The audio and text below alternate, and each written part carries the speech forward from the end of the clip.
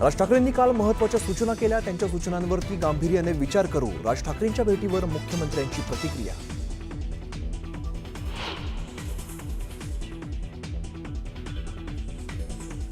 कोणाचे किती आमदार आहेत हे सांगायची गरज नाही। पालकमंत्री पदाचा निर्णय मुख्यमंत्री घेतील। नाशिकच्या पालकमंत्री पदाच्या वादावरून अजित पवारांनी भुजबळांना सुनावलं।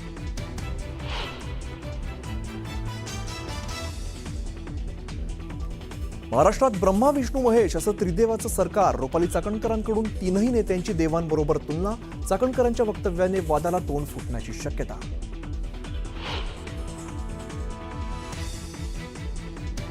गोगावलेंकडून जिल्हा परिषदेच्या 2 शिक्षकांची सहाय्यकपदी नियुक्ती।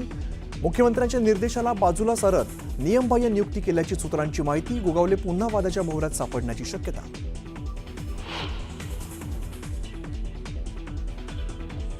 वादग्रस्त व्हायरल व्हिडिओ फेक असल्याचा ओबीसी नेते लक्ष्मण हाकेंचा दावा।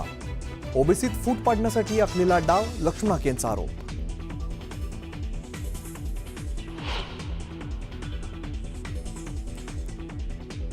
पुण्यातील विसर्जन मिरवणुकीतील वादावरती तोडगा। मानाच्या गणपतीची मिरवणूक सकाळी 8 वाजता सुरू होणार। केंद्रीय राज्यमंत्री मुरलीधर मोहोळ यांची माहिती।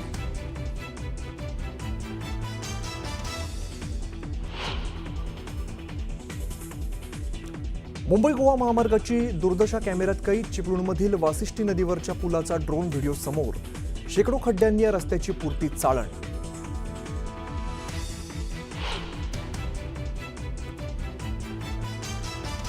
आणि भटक्या श्वानांवरती सुप्रीम कोर्टाचा महत्त्वाचा निर्णय।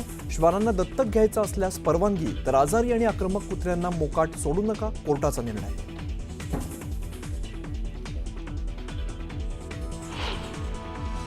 विविध कायदे महिलांशी संबंधित वेगवेगळ्या प्रकारच्या योजना, लैंगिक समानता, महिलांवर होणारे अत्याचार अशा सर्व गोष्टींवर समग्र चर्चा करून एक त्याच्यावर कार्ययोजना तयार करण्याचा प्रयत्न महिला आयोगातल्या विविध सदस्यांच्या अध्यक्षांच्या माध्यमातून या ठिकाणी केला जाणार आहे। आणि त्यात सहभागी होण्याकरता या ठिकाणी मी आलो आणि महाराष्ट्र शासनाच्या वतीनंही या संदर्भात काय काय उपाययोजना आपण केलेल्या आहेत किंवा आपल्या योजना काय आहेत या मी आणि आपल्या महिला बाल कल्याण मंत्री अदिती तटकरे आम्ही त्या ठिकाणी सर्वांसमोर मांडलेल्या आहेत। आणि असं आश्वस्तही केलं आहे की हा जो काही संवाद आहे या संवादातून देशभरातल्या महिला आयोगाच्या माध्यमातून जी कार्ययोजना तयार होईल ती कार्ययोजना आम्ही महाराष्ट्रामध्ये त्या ठिकाणी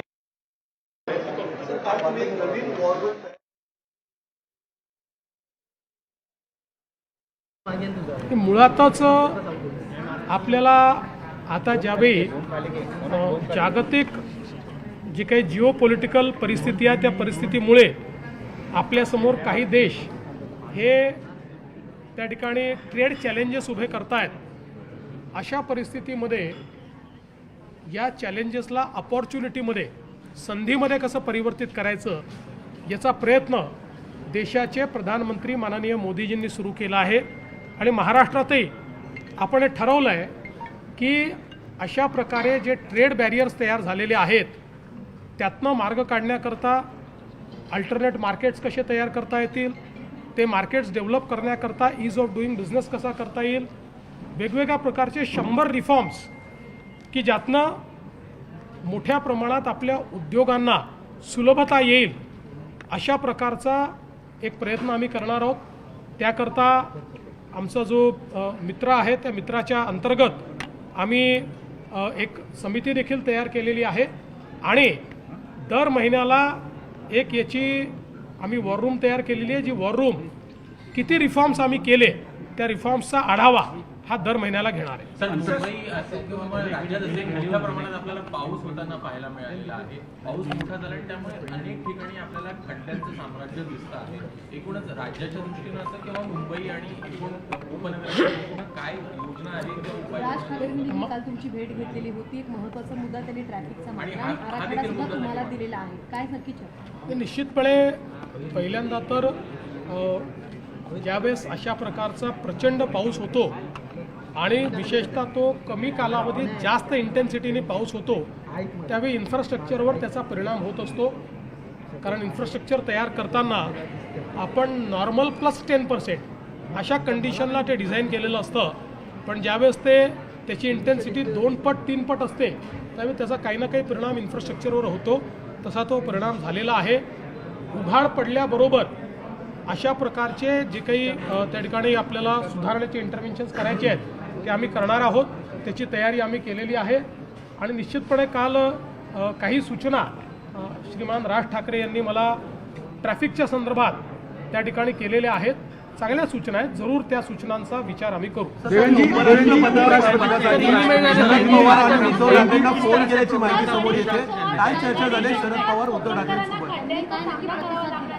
यंदा देखील मुंबई गोवा हायवे तयार झाला तरी आपण वारंवार मे महिन्यात करू डेडलाईन दिली जाते, मात्र अजूनही खड्ड्यात आहे मुंबई गोवा हायवे. मला असं वाटतं की हे खरं आहे की अजूनही मुंबई गोवा हायवेवर काही चॅलेंजेस आहेत, पण बहुतांश हायवे हा तयार झालेला आहे. एक पॅच मात्र त्याच्यातला हा अजूनही लोकांना त्रास देतो आहे. मला अपेक्षा आहे की तोही लवकर पूर्ण होईल आणि त्यानंतर मुंबई गोवा हायवेचे जे प्रॉब्लेम्स आहेत ते या ठिकाणी निश्चितपणे सॉल्व्ह होतील. उपराष्ट्रपती पदाच्या निवडणुकीच्या निमित्ताने मी सन्माननीय उद्धव ठाकरेजी आणि सन्माननीय शरद पवारजी या दोघांनाही फोन केला होता आणि मी त्यांना विनंती केली की उपराष्ट्रपती पदाचे उमेदवार CP राधाकृष्णनजी हे महाराष्ट्राचे मुंबईचे मतदार आहेत, आपले राज्यपाल आहेत. त्यामुळे महाराष्ट्राच्या एका मतदाराला तुमच्या दोन्ही पक्षांनी त्या ठिकाणी समर्थन द्यावं अशा प्रकारची विनंती मी त्यांना केली. त्यांनी मला बोलताना उद्धवजींनी सांगितलं की आम्ही सगळ्यांची चर्चा करू. शरद पवार साहेबांनी सांगितलं की विरोधी पक्षांनी उमेदवार उभा करण्याचा निर्णय केलेला आहे, त्यामुळे आम्हाला त्यांच्यासोबत जावं लागेल. पण एक कर्तव्य म्हणून आणि या राज्यातला एक मतदार हा उम्मीदवार है, म्हणून मी त्यांना फोन केला. उपराष्ट्रपति पद के चुनाव को लेकर के आपने चर्चा की, फोन किया शरद पवार और उद्धव ठाकरे को, क्या बात हुई और क्या? देखिए, मैंने सम्मानीय श्री उद्धव ठाकरे जी और सम्मानीय श्री शरद पवार जी को फ़ोन किया था और मैंने उनसे निवेदन किया था कि महाराष्ट्र के राज्यपाल जो मुंबई के वोटर हैं उनको उपराष्ट्रपति पद का उम्मीदवार तैयार किया गया है या उनको बनाया गया है. उपराष्ट्रपति पद का जो चुनाव होता है ये एक प्रकार से नॉन पार्टीसन माना जाता है, क्योंकि इस चुनाव में कोई व्हिप नहीं होता. इसलिए मैंने उनसे निवेदन किया कि चूँकि आप महाराष्ट्र की अस्मिता को मानने वाले लोग हैं तो आपने भी महाराष्ट्र का एक वोटर ये देश का उपराष्ट्रपति बन रहा है, इसलिए आप उन्हें समर्थन दीजिए. इस प्रकार का मैंने उनसे निवेदन किया था. मुझे उद्धव जी ने कहा कि हम सबसे चर्चा करके फिर निर्णय करेंगे, और शरद पवार जी ने कहा कि चूँकि सारा अपोजिशन साथ में आकर एक कैंडिडेट खड़ा कर रहा है तो हमको उनके साथ जाना पड़ेगा. अंतर्राष्ट्रीय स्तर पर जिस तरीके की परिस्थिति बनी हुई है उसको लेकर के कल महाराष्ट्र सरकार ने एक महत्वपूर्ण बैठक की, वॉर रूम तैयार किया ताकि एक नया मार्केट खोजा जा सके ऐसी परिस्थिति के लिए. देखिए, देश के प्रधानमंत्री नरेंद्र मोदी जी ने जो ट्रेड बैरियर्स तैयार हुए हैं उसको एक अवसर के रूप में लीजिए, इस प्रकार का संदेश दिया है, और इस अवसर का इस्तेमाल करते हुए नए ट्रेड मार्केट्स तैयार कीजिए, नए ट्रेड रूट्स तैयार कीजिए, और इनको तैयार करते समय जो हमारे बिजनेसेस को कठिनाइयाँ आती है उन कठिनाइयों को दूर करने के लिए आप ease of doing business K reforms कीजिए, ऐसा एक संदेश दिया. जिसके चलते हमने हमारी महाराष्ट्र की जो मित्रा हमारी स्टेट इंस्टीट्यूट ऑफ ट्रांसफॉर्मेशन है उसके साथ में एक कमेटी तैयार की है, जो कमेटी अल्टरनेट मार्केट्स क्या हो सकते हैं, टैरिफ से बचने के लिए हम लोग ईज़ ऑफ डूइंग बिजनेस कैसा ला सकते हैं, इसके ऊपर काम करना शुरू किया है. और इसको फोकस्ड रूप से करने के लिए मैंने वॉर रूम तैयार की है जो हर महीने इन रिफॉर्म्स को ट्रैक करेगी, कितने रिफॉर्म्स हुए इसका विचार करेगी और उसको लागू किया गया है या नहीं किया गया है इसके ऊपर ध्यान दें. एक ट्रैफिक कितनी बड़ी समस्या है खासकर मुंबई और महाराष्ट्र के लिए, क्योंकि पिछले 3 दिनों से ट्रैफिक काफ़ी ज़्यादा है और राज ठाकरे ने भी कल प्रेस कॉन्फ्रेंस करके कहा कि आपको कुछ. देखिए, मुझे राज ठाकरे मिले थे, उन्होंने ट्रैफिक के बारे में कुछ सूचनाएं मुझे दी है और मैं स्वागत करता हूँ। कोई भी अगर अच्छी सूचनाएं देता है तो हम उसको लागू करने का प्रयास करेंगे। सरकार किस तरीके से काम कर रही राज्य है? सरकारने वेगवेगळी महामंडळं जी आहेत घोषणा केली होती, त्यामध्ये संचालक नेमले गेलेले आहेत. विरोधकांकडून आता टीका अशी होते की आगामी निवडणुकीच्या अनुषंगानं ही सगळी महामंडळं जी आहेत ती ॲक्टिव्ह केली जात आहेत. असं आहे की पहिल्यांदा तर विरोधकांनी एकच महामंडळ पिनपॉईंट केलं की हेच महामंडळ गठीत झालं. याचं कारण काय आहे? त्यांच्या डोक्यात जातीवाद होता ना. त्यांना जनतेशी घेणं देणं नाही आहे, जनतेच्या कामाशी घेणं देणं नाही आहे. पण आता त्यांच्या लक्षात आलं की सगळीच महामंडळं ॲक्टिव्ह होत आहेत. शेवटी ही सगळी महामंडळं तयार करत असताना त्याची कंपनी उपकंपनी ही सगळी प्रोसेस करावी लागते. ती प्रोसेस आम्ही पूर्ण केली. ती प्रोसेस पूर्ण केल्यावरच त्याच्यावर डायरेक्टर्स करता येतात. त्यामुळे त्याच्यावर डायरेक्टर्स नेमले. आता यांच्या पोटात का दुखत आहे? आम्ही समाजातल्या सामान्य माणसाला मदत करण्याकरता महामंडळं तयार करून त्याची जर पुनर्रचना करत असू तर त्याचं स्वागत केलं पाहिजे. त्याकरता यांच्या पोटदुखी का होते? कारण समाजातल्या कुठल्याही घटकाकरता यांनी कधीच काही केलं नाही. आपल्याला माहिती आहे अण्णासाहेब पाटील आर्थिक विकास महामंडळ गुंडाळून ठेवलं होतं. आज ते महामंडळ मी आणि माझ्यानंतर एकनाथ शिंदेंनी त्याला ज्या प्रकारे बळ दिलं, आज मराठा समाजामध्ये 1.5 लाख उद्योजक आम्ही तयार करू शकलो. आज ओबीसी महामंडळाची पुनर्रचना केली, आम्ही महाज्योतीची पुनर्रचना केली, महाज्योती तयार केलं. आज वेगवेगळ्या समाजाची महामंडळं आम्ही तयार केली. त्यातनं उद्योजक तयार होत आहेत. यांच्या पोटात का दुखत आहे? महाराष्ट्र में शक्ति कानून को लेकर काफी कुछ सामने सुनेत्रा पवार यांनी आरक्षणाच्या कार्यक्रमात हजेरी लावली म्हणून त्यांच्यावरती टीका होते की प्रेशर आहे म्हणून युतीमध्ये असतं. मला असं वाटतं त्याचं उत्तर त्यांनीच दिलेलं आहे. आणि पहिल्यांदा तर RSS काय बँड ऑर्गनायझेशन आहे?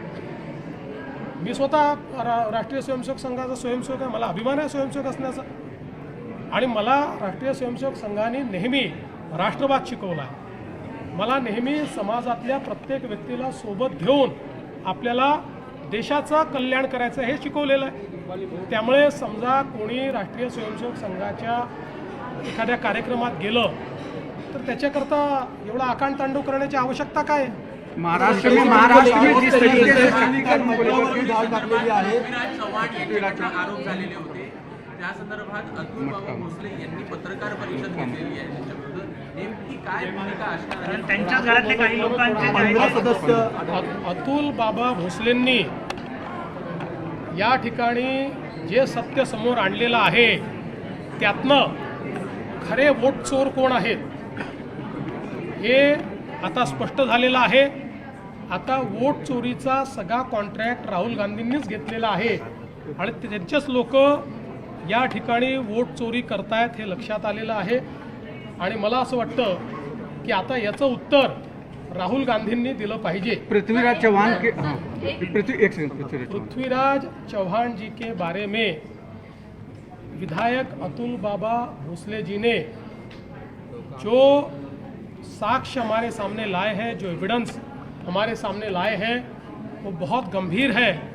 और इससे ये ध्यान में आता है कि वोट चोरी का ठेका तो राहुल गांधी ने ही लिया हुआ है. असली वोट चोर कौन है ये इसमें से बाहर आया है और अब इसका जवाब राहुल गांधी ने देना चाहिए.